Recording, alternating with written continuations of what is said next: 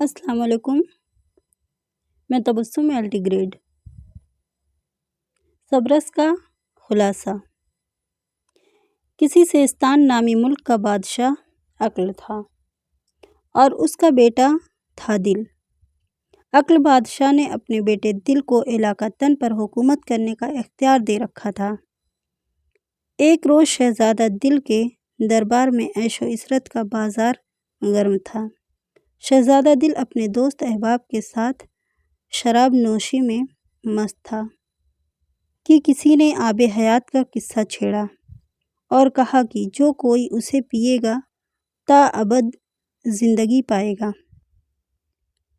یہ سننا تھا کہ شہزادہ دل آب حیات کا ایسا دیوانہ ہوا کہ کھانا پینا چھوڑ اسی کی طلب میں تڑپنے لگا۔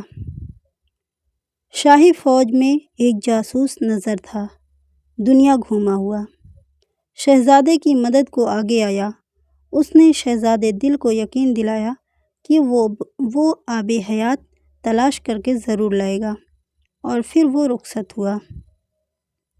نظر آب حیات کی تلاش میں بھٹکتے بھٹکتے عافیت نامی شہر میں جا پہنچا، جس کا بادشاہ ناموس تھا۔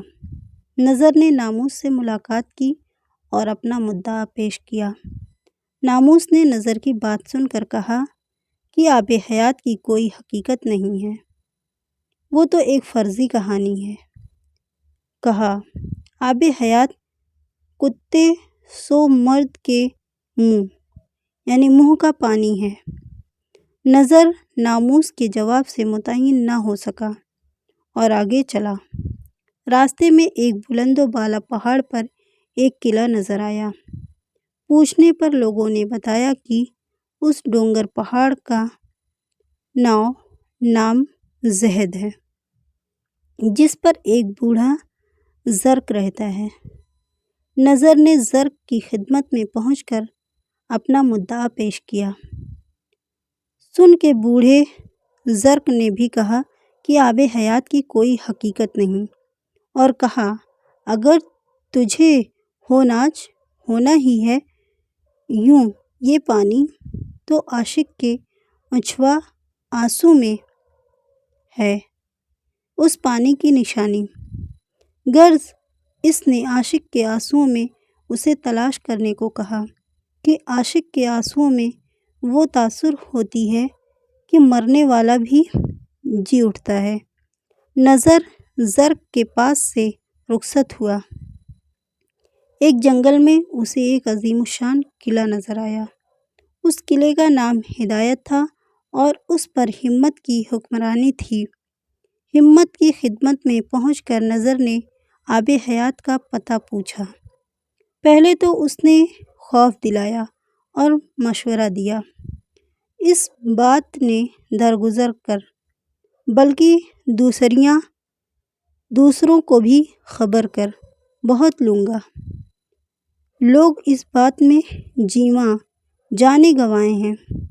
ہمت کی باتیں سن کر نظر نے پہلے تو خوف کھایا، پھر اپنی ہمت جٹائی اور کہا کہ میں نے دل سے وعدہ کیا ہے کہ آب حیات لے کر ہی آؤں گا۔ نظر کی یہ جیداری اور ثابت قدمی دیکھ کر ہمت بہت خوش ہوا۔ اپنے گلے سے لگایا اور کہا کہ تو اپنے مالک کا نمائندہ ہے۔ جب تو اپنے ارادے کا اتنا پکا ہے تو یقیناً تیرا مالک اور بھی سچا ہوگا۔ یقیناً وہ آب حیات کے لائق ہے۔ تب ہمت نے نظر کو آب حیات کا پتہ بتایا۔ اس نے کہا، شہر دیدار کے ایک باغ جس کا نام رخسار ہے، جس میں ایک چشمہ دہن نام کا ہے۔ اس چشمے میں آب حیات پایا جاتا ہے۔ شہر دیدار دراصل بادشاہ عشق کی بیٹی حسن کی ملکیت ہے۔ وہاں پر حسن کی حکمرانی چلتی ہے، لیکن شہر دیدار سے قبل ایک مقام سنگسار آتا ہے، جس کا نگران رقیب ہے۔ بد فطرت رقیب شہنشاہ عشق کا غلام ہے۔ اپنے مالک کے حکم کی اطاعت میں ایسی سخت نگرانی کرتا ہے کہ کوئی بھی شہر دیدار تک نہیں پہنچ سکتا۔ لیکن رقیب کے شہر میں میرا بھائی کامت بھی رہتا ہے۔ اس کے نام چٹھی لکھ دوں تو وہ تمہاری مدد کرے گا۔ کامت دراصل عاشقوں کو جانچتا پرکھتا ہے اور پھر مدد کرتا ہے۔ ہمت نے اپنے بھائی کامت کے نام چٹھی لکھ دی، جسے لے کر نظر وہاں سے روانہ ہوا اور شہر سنگسار جا پہنچا۔ لوگوں نے اس اجنبی کو چور اور جاسوس سمجھ کر گرفتار کیا اور رقیب کے سامنے پیش کیا۔ رقیب کی سخت مزاجی کو دیکھ کر نظر نے خود کو ایک کیمیا گر کے طور پر پیش کیا اور کہا کہ وہ مٹی کو سونا بنانے کا ہنر جانتا ہے، لیکن سونا بنانے کا سارا مواد باغ رخسار اور چشمہ آب حیات میں موجود ہے۔ سونے کی لالچ میں رقیب نظر کو لے کر باغ رخسار کو چلا۔ راستے میں کامت سے ملاقات ہوئی۔ نظر نے موقع نکال کر ہمت کی چٹھی کامت کو دی، جسے پڑھ کر اور نظر سے مل کر کامت بہت خوش ہوا اور اس کی مدد کو راضی ہوا۔ اس نے اپنے ایک غلام کی مدد سے نظر کو باغ کی گھاس کی تہ کے نیچے کچھ اس طرح چھپا دیا کہ وہ رقیب کے ہاتھ نہ آ سکا اور وہ ناچار لوٹ گیا۔ اس طرح نظر کو رقیب سے نجات ملی۔ بعد کو نظر باغ رخسار کے نظاروں میں کھویا گھوم رہا تھا کہ شہزادی حسن کی سہیلی زلف لٹ سے اس کی ملاقات ہوئی۔ پہل تو لٹ نظر پر برہم ہوئی، پھر اس کی پریشانی دیکھ اس پر مہربان ہوئی، اسے باغ رخسار کے اس تک پہنچایا اور اپنی زلفوں کے کچھ بال دیے اور کہا کہ جب بھی کسی مصیبت میں گھر جائے تو یہ بال جلائے اور وہ مدد کو حاضر ہو جائے گی۔ باغ کے نظاروں میں مست وہ گھوم رہا تھا کہ چند حبشی بچے سے دراصل یہ تل کا کنایا ہے ملاقات ہوئی جو اس کا دل لوٹ لیتے تھے۔ اسی دوران بادشاہ عشق کے ایک سپاہی غمزے کا وہاں سے گزر ہوا۔ اس نے نظر کو گرفتار کیا، سزائیں دی، اس کے کپڑے اتار لیے اور اسے قتل کرنے کو تھا کہ ناگاہ غمزے کی نگاہ نظر کے بازو پر بندھے لال پر پڑی۔ ایسا ہی ایک لال اس کے بازو پر بھی بندھا ہوا تھا۔ معاً اسے یاد آیا کہ اس کی ماں نے بتایا تھا کہ اس کا ایک بھائی تھا جو بچپن ہی میں اس سے بچھڑ گیا تھا۔ اس طرح دونوں بچھڑے ہوئے بھائی ایک دوسرے سے ملے۔ غمزہ نظر کو اپنے گھر لایا، اس کی خوب خاطرداری کی۔ یہ بات شہزادی حسن تک پہنچی۔ حسن نے غمزے کو بلا بھیجا اور نئے مہمان کے متعلق دریافت کیا تو اس نے بتایا کہ یہ اس کا بھائی ہے جو ایک جوہری ہے جسے ہیروں کی پہچان ہے۔ یہ جان کر حسن بہت خوش ہوئی اور اس کے خزانے میں ایک ایسا ہیرا موجود تھا جس پر کسی شخص کی تصویر کندہ نقش تھی اور وہ اس تصویر کے متعلق جاننے کے لیے بے چین تھی۔ حقیقتاً وہ اس تصویر پر فدا تھی۔ اس نے نظر کو اپنے دربار میں بلایا اور اپنے خزانے سے وہ ہیرا نکلوا کے اسے دکھایا۔ اس نقش کو دیکھ کر نظر کی حیرت کی انتہا نہ رہی کہ وہ شہزادہ دل کی تصویر تھی۔ نظر کو ایک ترکیب سوجھی اور اسے اپنا کام بنتا نظر آیا۔ اس نے دل کی اس قدر تعریف کی کہ شہزادی حسن دل پر فریفتہ ہو گئی۔ ایک روز شہزادی حسن نے تنہائی میں نظر کو بلا کر اسے اپنے احوال سنا کر نظر سے درخواست کی کہ کسی طرح دل سے ملا دے کہ وہ اس کی دیوانی ہو چکی ہے۔ نظر بڑا عیار تھا۔ اس نے شہزادی کے دل میں لگی آگ اور بھڑکائی اور موقع مناسب جان کے کہا کہ شہزادہ دل کو یہاں لانا جان جوخم میں ڈالنا ہے، کہ اسے اس کے باپ عقل نے قید کر رکھا ہے، کہ شہزادہ آب حیات کی چاہ میں دیوانہ بنا ہوا ہے۔ یہ سن شہزادی حسن نے اپنی وہ انگوٹھی دی جس پر آب حیات کی مہر لگی تھی اور جس کی مدد سے چشمہ آب حیات تک پہنچا جا سکتا تھا۔ اس انگوٹھی کی دوسری خوبی یہ تھی کہ اگر کوئی اسے اپنے منہ میں رکھ لے تو وہ دوسروں کی نظر نہیں آتا۔ ساتھ ہی حسن نے اپنے ایک غلام خیال کو بھی اس کے ہمراہ کیا۔ خیال اور نظر دونوں ریاست تن کو پہنچے، شہزادہ دل سے ملے اور سارا ماجرا کہہ سنایا، آب حیات کا نقش اسے دکھایا۔ شہزادہ بہت خوش ہوا۔ پھر دل نے سلیقے سے حسن کا ذکر چھیڑا اور بتایا کہ وہ اس پر مرتی ہے۔ دل کے دل میں اس کے لیے محبت پیدا ہوئی، اور جب خیال نے شہزادی حسن کی تصویر بنائی اور دکھائی تو دل بھی حسن پر غائبانہ عاشق ہوا اور شہر دیدار چلنے کو تیار ہوا۔ لیکن یہ بات وزیر وہم کو ناگوار گزری۔ اس نے سارا واقعہ بادشاہ عقل کو جا سنایا کہ نظر اور خیال شہزادہ دل کو شہزادی حسن جو شہنشاہ عشق کی بیٹی ہے کے شہر لے جانا چاہتے ہیں اور مملکت تن کو اجاڑنا چاہتے ہیں۔ حالانکہ شہزادہ عشق اور بادشاہ عقل کے درمیان پہلے ہی ایک معاہدہ طے پاتا ہے کہ وہ عشق کی تابعداری کرے گا، لیکن وہم نے کچھ اس انداز سے بھڑکایا کہ عقل اس کی باتوں میں آ گیا اور اس نے اپنی فوج بھیج کر نظر اور دل کو قیدی بنا لیا۔ نظر تو خیال کی مدد سے قید سے نکل آیا۔ آزاد ہوتے ہی نظر کو خیال آیا کہ کیوں نہ شہر دیدار پہنچ کے وہ آب حیات کا مزہ چکھے۔ خیال کی مدد سے وہ شہر دیدار پہنچا اور اس انگوٹھی کی مدد سے چشمہ آب حیات پر پہنچا، اور پانی پینے کے لیے جیسے ہی منہ کھولا انگوٹھی منہ سے نکل کر چشمے میں گر پڑی۔ دو باتیں ایک ساتھ ہوئیں۔ منہ میں رکھی انگوٹھی کے نکل جانے سے وہ دوسروں کو نظر آنے لگا۔ چشمے میں انگوٹھی گرنے کی وجہ سے چشمہ غائب ہو گیا۔ رقیب نگرانی کی گشت پر تھا۔ اس نے نظر کو دیکھا اور گرفتار کر لیا، خوب سزائیں دی اور اپنی کوٹری میں قید کیا۔ قید و بند کے عالم میں نظر کو زلف کی یاد آئی۔ اس نے زلف کا دیا ہوا بال جلایا تو زلف مدد کے لیے حاضر ہوئی اور اسے قید سے چھڑایا۔ نظر قید سے چھوٹ کر حسن کے دربار میں گیا، سارا ماجرا کہہ سنایا۔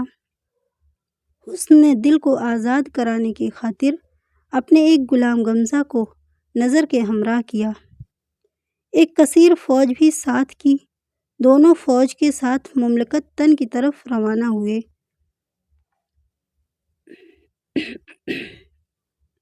ادھر بادشاہ عقل نے نظر کے فرار ہونے کے بعد اپنے ملک کی سرحدوں پر سخت پہرا بٹھا دیا تھا تاکہ نظر پھر سے نہ آ سکے اور نہ کوئی ہنگامہ کر سکے۔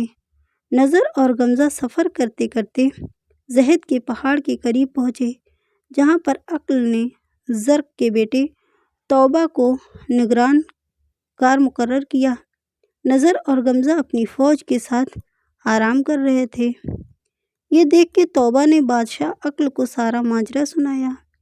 بادشاہ عقل نے حملہ کرنے کا حکم دیا۔ توبہ نے شب خون مارا۔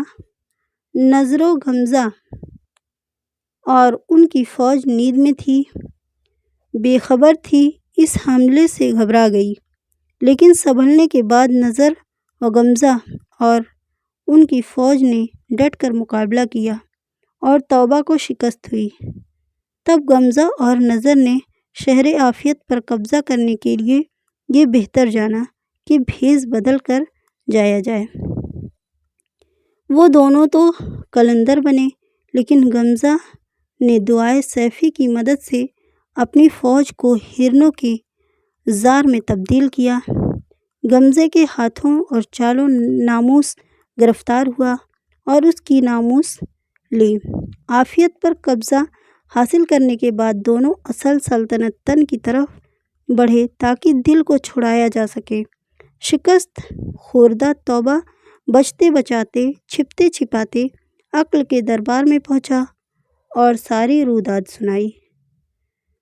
حسن نے ایک ترکیب نکالی۔ حسن کو شکست دینے کے لیے اسی کے مطلوب یعنی شہزادہ دل کو اسی کے خلاف ٹھہرانے کا فیصلہ کیا۔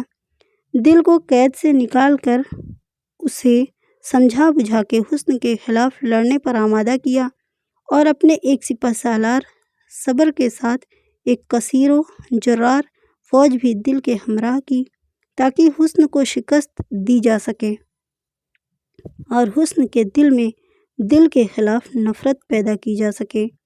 دل اپنی فوج اور صبر کے ساتھ حسن کے فوج کا مقابلہ کرنے شہر تن سے باہر آیا، لیکن میدان جنگ میں فوج کے بجائے ہرنوں کی کلیلیں بھرتے دیکھا، جو دراصل حسن کی فوج تھی جسے غمزے نے ہرنوں میں تبدیل کر دیا تھا۔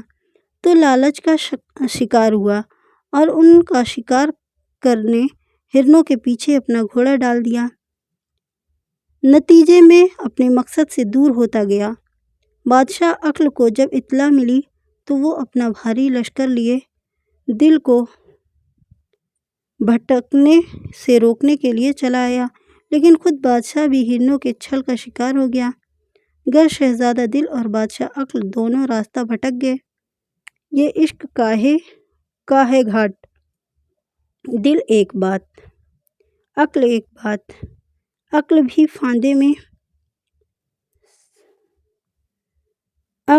فاندے میں سمپٹر یا دل کے ادھرتے دل اور عقل دونوں ہوئے بیابانی، دونوں کو لگی حیرانی سرد گردانی۔ غرض کی نظر اور غمزہ نے دیکھا کہ دل خود بھٹکا چلا آ رہا ہے اور اس کی شکل حل ہوئی جاتی ہے، لیکن دونوں نے یہ طے کیا کہ چونکہ پیچھے عقل بادشاہ بھی چلا آتا ہے، لہٰذا مصلحت اسی میں ہے کہ ہم دونوں دل کے سامنے نہ جائیں، اسے اس طرح بھٹکاتے شہر دیدار تک لے آئیں۔ لہٰذا مکر اور فریب سے شہزادہ دل اور بادشاہ عقل کو شہر دیدار تک لے آئے اور جا کر شہزادی حسن کو اپنی کامیابی کی اطلاع دی، لیکن یہ بھی بتایا کہ بادشاہ شہزادی حسن نے اپنے باپ کو خط لکھا، جھوٹ سچ لکھا اور باپ نے فوجی مدد مانگی۔ حسن کا خط پا کر شہنشاہ عشق نے مہر نام کی کمانڈری کی نگرانی میں ایک نہیں، لہٰذا اس نے جنگ قبول کی۔ خوب گھمسان کا رن پڑا۔ اسی جنگ میں شہزادی حسن کی طرف سے غمزہ قامت اور زلف نے حصہ لیا۔ 4 دن تک رہ سکے گی، تب اسے اپنی غلطی کا احساس ہوا اور سوچا کیوں نہ اس جنگ سے بچنے کی کوئی تدبیر نکالی جائے۔ اس نے اپنے ایک غلام خال سے مدد اور تجویز مانگی۔ خال نے کہا کہ کوہ قاف میں ایک تیری ہمراز بستی ہے جو عادات و اطوار میں، صورت و کردار میں ہو بہو تجھ سی ہے، وہ اس معاملے میں تیری مدد کر سکتی ہے۔ ہمراز کو بلایا گیا، سارا ماجرا سنایا تو اس نے اپنے ایک خونخوار ماہر جنگ ہلال کماندار کو طلب کیا اور سارا واقعہ سمجھا کے کہا کہ دل کو زندہ گرفتار کر کے لایا جائے۔ ہلال کماندار نے ایک تیر ایسا مارا کہ لشکر کے لشکر لٹ گئے۔ ایک تیر جب دل کے دل پر لگا تو وہ گھوڑے پر ڈھیر ہو گیا۔ شہزادے کو گرتا دیکھ کر اس کی فوج تتر بتر ہو گئی اور بادشاہ عقل بھی اپنی فوج چھوڑ کر میدان جنگ سے بھاگ کھڑا ہوا۔ ہلال زخمی دل کو لے کر آیا، جسے دیکھ کے حسن بے حد بے چین ہوئی۔ جنگ جیتنے، عقل کے فرار ہونے اور دل کے زخمی ہو کر قیدی بنا لیے جانے کی اطلاع شہنشاہ عشق کو دی گئی۔ عشق نے حکم دیا کہ دل کو چاہے زکن میں قید کر دیا جائے اور سخت پہرا مقرر کیا جائے۔ حسب حسن اور ناز دائی نے دل کو چاہے زکن میں اتارا۔ کچھ دن کی قید کے بعد خود حسن اس کے فراق میں پڑنے لگی۔ پھر اس نے سپہ سالار مہر کی بیٹی وفا کو بلایا، اپنا حال دل سنایا اور اسی سے مدد مانگی۔ اس نے تجویز پیش کی کہ دل کو چاہے زکن سے نکال کے باغ دیدار کے چشمہ آب حیات کے پاس جو چھجا ہے وہاں رکھا جائے۔ اس چھجے میں 2 کالی کھڑکیاں ہیں، جو کوئی عاشق انہیں کھول پائے گا اسے دیدار یار ہوگا، بلکہ وہ حسن سے وصل بھی ہوگا۔ شہزادی حسن نے اس کی بات مانی، دل کو چاہے زکن سے نکالنے کا حکم دیا۔ زلف کی مدد سے دل کو کنویں سے نکالا گیا۔ حسن کی صفائی میں وفا نے کہا کہ ہماری شہزادی بھی تمہاری عاشق ہے، لیکن باپ کے آگے مجبور تھی، اس لیے تمہیں قید کر رکھا تھا۔ غرض وفا نے دل کی غلط فہمی اور بدگمانی کو دور کیا اور دل کو باغ دیدار میں لا کر چھوڑا۔ باغ کے نظاروں سے شہزادہ دل لطف اندوز ہوتا رہا۔ پھر اسے نیند آ گئی اور وہ پھولوں کے تختے پر سو گیا۔ شہزادی حسن ملاقات کو آئی۔ شہزادے کو پھولوں کے تختے پر سوتا دیکھ کر اسے بہت پیار آیا۔ اسے اپنے زانوں پر لٹایا۔ محبت کے مارے اس کے آنسو دل کے چہرے پر ٹپک پڑے اور وہ بیدار ہو گیا۔ اپنے معشوق کو خود پر عاشق دیکھ کر خوش ہوا۔ دونوں میں راز و نیاز کی باتیں ہوئیں۔ پھر حسن وہاں سے رخصت ہوئی، لیکن دل کے عشق میں اتنی بے قرار ہوئی کہ فراق سہ نہ سکی۔ اپنی سہیلی وفا سے بولی کہ کچھ ایسی تدبیر کہ دل کو پتہ نہ چلے اور اسے وصال کے چھجے پر لے آئے۔ وفا نے نظر اور خیال کی مدد سے ایسا ہی کیا۔ تینوں نے دل کو بے ہوش کیا اور اسے وصال کے چھجے پر پہنچا آئے۔ غرض دونوں عاشق و معشوق وصال کے چھجے پر روزانہ ملاقاتیں کرتے رہے۔ رقیب کی ایک بیٹی تھی جس کا نام غیر تھا۔ وہ اکثر حسن کے پیچھے لگی رہتی تھی۔ حسن کا روزانہ باغ رخسار میں جانا غیر کو کھٹکنے لگا۔ ایک دن اس نے حسن کا تعاقب کیا، وصال کے چھجے پر دونوں کی ملاقاتیں دیکھیں اور خود اس کے جی میں آیا کہ دل کے ساتھ وہ بھی وصال کے مزے لوٹے، اور ایک روز موقع پا کر جادو کے ذریعہ خود حسن کا روپ دھار کر نظر خیال اور زلف کی نظروں سے بچا کر بے ہوش بے سدھ دل کو وصال کے چھجے پر لے آئی۔ ناگاہ خیال کی نیند اچٹی تو دل کو باغ میں نہ پا کر پریشان ہوا۔ ڈھونڈتا ڈھونڈتا وصال کے چھجے پر جا پہنچا۔ دل کے پہلو میں غیر کو مست دیکھا۔ دوڑا شہزادی حسن کے پاس گیا اور واقعہ سنایا۔ یہ سن کر حسن بے حد خفا ہوئی، چیخی چلائی۔ پہلے تو دل ہی دل میں غیر کو خوب برا بھلا کہا، پھر دل کو بے وفائی کا ذمہ دار جانا اور سزا کے طور پر اسے قید کرنے کا حکم دیا۔ خیال اور وفا کو نگرانی پر مامور کیا۔ غیر نے یہ سارا واقعہ دیکھا اور اپنے باپ رقیب کو جا سنایا۔ رقیب کے دل کی مراد بر آئی۔ قید خانے پہنچ کر اپنے جنتر منتر سے خیال اور وفا کو زیر کیا اور دل کو قید سے چھڑا لے گیا اور ہجرہ کے قلعے میں قید کیا۔ خوب سزائیں دی۔ دل بہت پچھتایا۔ ہجرہ کے قلعے میں صعوبتیں اٹھائیں۔ دل کی یہ حالت دیکھ کر غیرت بہت پچھتائی کہ ناحق دل کو سزا مل رہی ہے، جبکہ وہ خود اس کے ذمہ دار ہے۔ تب غیر نے حسن کو خط لکھا اور سارا ماجرا بیان کیا کہ دل بے ہوش تھا، پستے اپے فراموش تھا، دل تھا بیچارہ بے حسن بہت پچھتائی، تعسف کیا، پھر خیال کے ہاتھوں معافی نامہ دل کو بھجوایا۔ دل نے مکتوب پڑھا، خود اس کے دل میں حسن کے تئیں جو بدگمانی پیدا ہوئی تھی اسے دور کیا۔ اس طرح حسن اور دل کے درمیان صلح صفائی ہوئی۔ ادھر عقل بادشاہ نے سپہ سالار صبر کے ساتھ اپنے بکھرے ہوئے لشکر کو جمع کیا، شہر ہدایت پہنچا، وہاں کے بادشاہ ہمت کو سارا واقعہ سنایا اور مدد مانگی۔ وہ بھی تیار ہو گیا۔ عقل، خیر اور ہمت تینوں اپنی اپنی فوجوں کے ساتھ عشق کا مقابلہ کرنے چلے۔ راستے میں شہر سنگسار میں ہمت کے بھائی کامت سے ملاقات ہوئی۔ کامت نے اپنے بھائی اور اس کے ساتھیوں یعنی عقل اور صبر وغیرہ کی خاطرداری کی، پھر اپنے بھائی ہمت کے علیحدہ لے جا کر سمجھایا کہ عشق جیسے زور آور سے لڑنا مناسب نہیں، بلکہ صلح مصالحت میں بہتری ہے۔ ہمت کو کامت کی تجویز پیش آئی۔ سب سے پہلے اسی نے عشق کی اطاعت قبول کی۔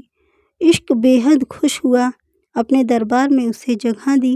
ایک دن موقع پا کر ہمت نے عشق سے عقل کے متعلق گفتگو کی اور معروضہ پیش کیا